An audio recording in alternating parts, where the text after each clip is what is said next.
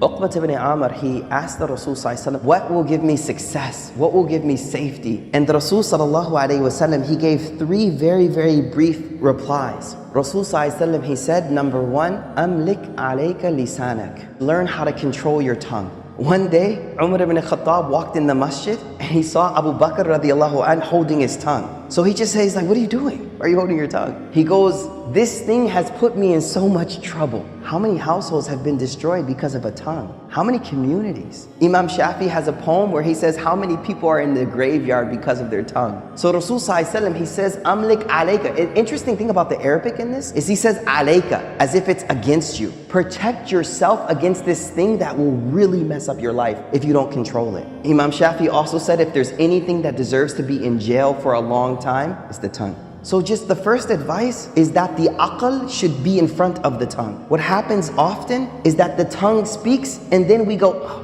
what did I just say? The reason a word is called a lafaz, in Arabic, lafaz just means to like throw something, right? Because it's like an arrow. Once you shoot it, you can't get it back. You say something to your daughter, your wife, your brother, your sister one time, the rest of their life they'll remember. You can apologize for 10 years, but it stays there. And that's why Imam Shafi says, the cut from the sword will heal, but the cut from the tongue will never heal. The way we learn how to speak. You know how when you have an infant, a toddler, and we celebrate speech, we're like, the first word, and then they never shut up after, right? So they say the same way we learned how to speak and we focus so much on how to speak, we also need to learn silence as well. You know, remember when we were small, we used to put kids in timeout. Timeout, don't say anything, just sit there quietly. I think a lot of us adults need some timeout, you know what I mean? So learn how to be quiet more, number one. Number two, Rasul sallallahu alaihi wasallam said, وَلْيَسَعْكَ بَيْتُكَ. Beautiful advice. Make your house enough for you. Meaning, make the house a place that you're comfortable being. Being there, being with your children there, being with your wife there, being with your family. Just make your house comfortable for you, enough for you.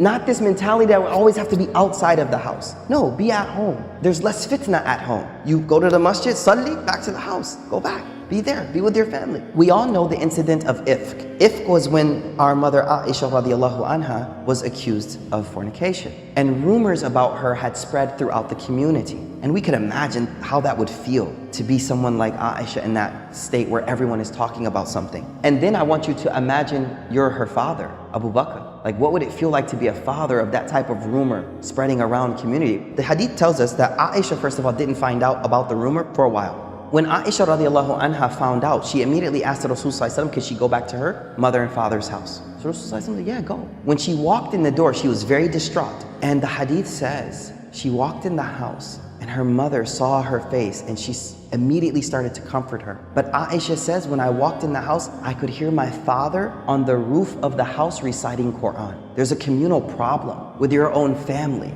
But where is he at? He's on the roof of his house, وَلْيَسَعْكَ بَيْتُكَ, and he's reciting Quran. Now that doesn't mean he didn't do anything to try to fix it, but I think sometimes we need to realize that sometimes the most I can do is focus on my relationship with Allah. And that's what he was doing. He wasn't being not active. He was saying, you know what? Maybe this is out of my hands and maybe I need to focus on my relationship with Allah. The third advice Rasul sallallahu alaihi wasallam says, now this is important. Where's our mental focus at? What are we focusing on in life?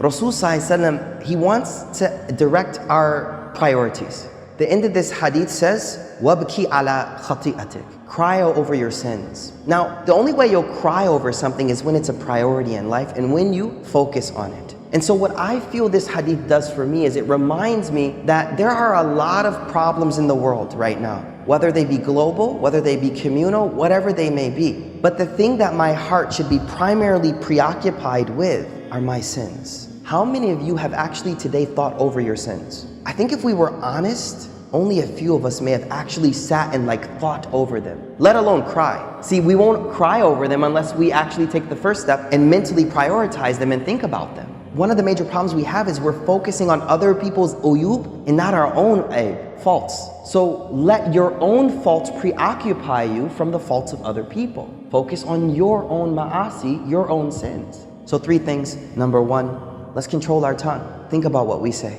Number 2, be comfortable at home. Number 3, focus on your sins. Go to sleep. Think of what did I do today? And say, Ya Allah, there's a lot I did wrong today. Wrap that up. Don't go to sleep with that staying there. Don't go to sleep with those sins just sitting there. No, before you go to sleep, do that tawbah. Clean those out, inshallah. May Allah subhanahu wa ta'ala give us tawfiq.